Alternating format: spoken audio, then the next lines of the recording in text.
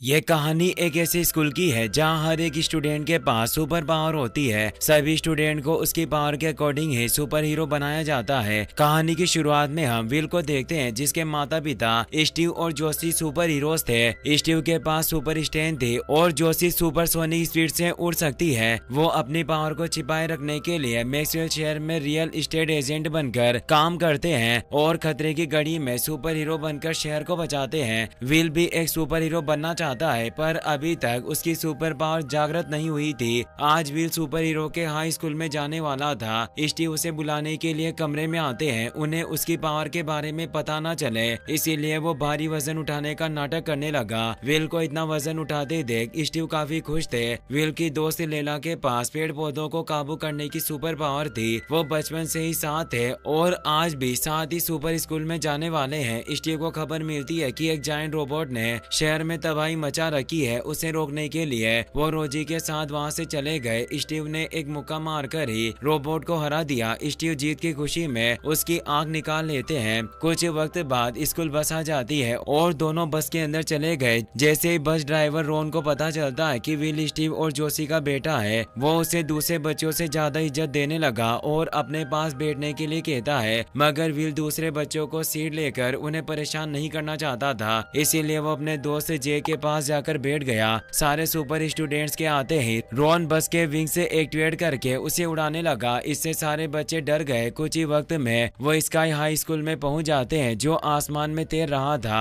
Ron बताता है कि स्काई हाई को हमेशा हवा में रखकर इसकी पोजीशन बदली जाती है ताकि कोई सुपर विलन हमला करके इसे बर्बाद ना कर दे। मेरे जैसे कुछ गिने चुने लोगों को ही इसके बारे में पता होता है। ये कहकर उसने विल को अपना कार्ड दे दिया ताकि मुसीबत के वक्त वो उसे याद करें। स्काई हाई के स्टूडेंट्स को अपनी पावर्स का इस्तेमाल करते देख विल और दूसरे नए स्टूडेंट्स काफी खुश थे। लेस जो अपने शरीर को रबर की तरह लंबा कर सकता है और मोटा स्पीड जो फ्लैश की तरह तेज दौड़ सकता था, वो दोनों नए स्टूडेंट्स को बुली करने के लिए स्कूल फीस मांगने लगे। मगर ग्वेन ने वहां आकर उन्हें रोक दिया। वो नए स्टूडेंट्स को स्काई हाई के रूल्स बताती है पर विल उसकी खूबसूरती में खो गया था जिस वजह से उसे रूल्स के बारे में कुछ पता नहीं चला।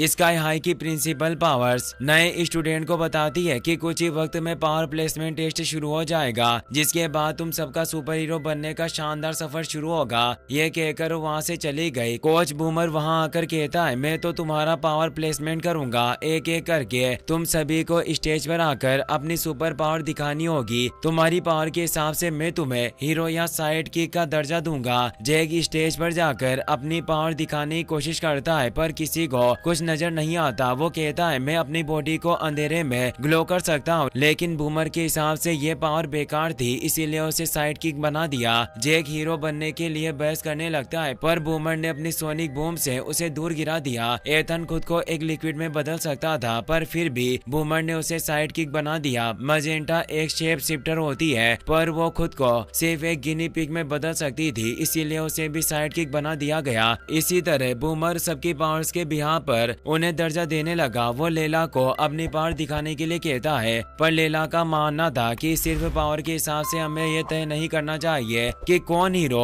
और कौन साइड किक होगा। मुझे पावर प्लेसमेंट का सिस्टम सही नहीं लगता और उसने अपनी पावर्स को दिखाने से इनकार कर दिया। इसीलिए बूमर ने उसे भी साइड किक बना दिया। लंच शुरू हो गया था इसीलिए विल अपने दोस्तों के साथ बैठकर खाना खाने लगता है। उसके पीछे बैठा लड़का उसे लगातार घूर रहा था जिससे वो हैरान हो गया। जैक बताता है कि वो बोरेन पीस है। उसकी माँ एक सुपर हीरो थी और उसके पापा एक सुपर विलन। तुम्हारे पापा ने उसके पापा को पकड़कर जेल में डाल दिया और उसे उम्र कैद की सजा मिली जिस वजह से वोरेन तुम्हें इस तरह घूर रहा है। विल उस पर ध्यान नहीं देता और लंच करके वहाँ से जाने लगता है पर वो ग्वेन से टकरा गया। ग्वेन उसे कुछ नहीं कहती। उसे होम कमिंग कमेटी के लिए एक नए स्टूडेंट की जरूरत थी इसीलिए वो विल को क्लास खत्म होने के बाद मिलने के लिए बुलाती है। विल ग्वेन को पसंद करने लगा था। लंच खत्म होने के बाद बूमर सबके सामने विल को अपनी पावर दिखाने के लिए कहता है पर उसके पास कोई पावर नहीं थी और वो बूमर को इसके बारे में बता देता है। मगर बूमर को लग रहा था कि वो मजाक कर रहा है इसीलिए उसने विल के ऊपर एक कार गिरा दी। वो कहता है कि मैं सच कह रहा हूँ, मेरे पास कोई सुपर स्ट्रेंथ नहीं है। बूमर को लगा कि वो अपनी माँ की तरह हवा में उड़ता है इसीलिए उसने विल को प्लेटफॉर्म से दूर फेंक दिया, लेकिन विल उड़ ही नहीं सकता था और दूर जाकर गिरता है। बूमर इससे काफी हैरान था और वो उसे साइड किक बना देता है। विल को डॉक्टर के पास चेकअप के लिए भेज दिया गया। डॉक्टर अपनी एक्सरे विजन की मदद से उसकी बॉडी चेक करती है, पर उसके शरीर में कोई दिक्कत नहीं थी। डॉक्टर कहती है कि बहुत बार ऐसा होता है कि बच्चों को अपनी पावर से लेट मिले, और ऐसा भी हो सकता है कि तुम्हें अपने पिता की सुपर स्ट्रेंथ के साथ अपनी माँ की तरह फ्लाइंग पावर भी मिल जाए। जब लोगों को रेडियो एक्टिव इंसेक्ट काटती है या लोग टॉक्सिक कचरे में गिरते हैं, उन्हें अगले दिन अपनी पावर से मिल जाती है या वो जिंदा नहीं बच पाते।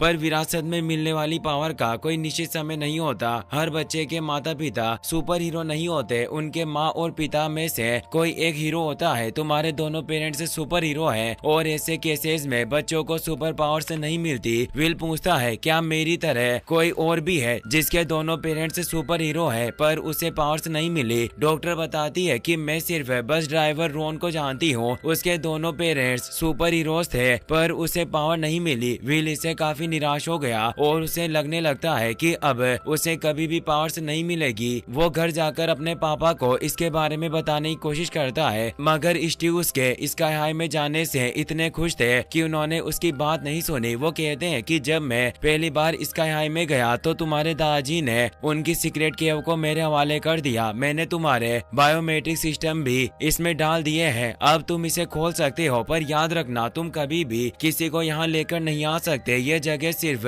स्ट्रॉन्ग होल्ड फैमिली के लिए है। विल सीक्रेट केव का दरवाजा खोल देता है और दोनों अंदर चले गए। उस जगह को देखकर विल बहुत ही ज्यादा खुश था। स्टीव और जोशी ने वहाँ बहुत सारे सुपर विलन के हथियारों को जीत की ट्रॉफी के तौर पर रखा हुआ था, और स्टीव उस जायंट रोबोट की आंख भी वहाँ रख देते हैं। वो विल को अपने सबसे बड़े दुश्मन रॉयल पेन का पेसिफायर दिखाते हुए कहते हैं कि उस दिन मैंने तुम्हारी माँ के साथ पहली बार टीम बनाई और उसी वक्त मुझे समझ में आ गया था कि हम दोनों एक दूसरे के लिए बने हैं। रॉयल पेन को हराने के बाद मुझे पेसिफायर के साथ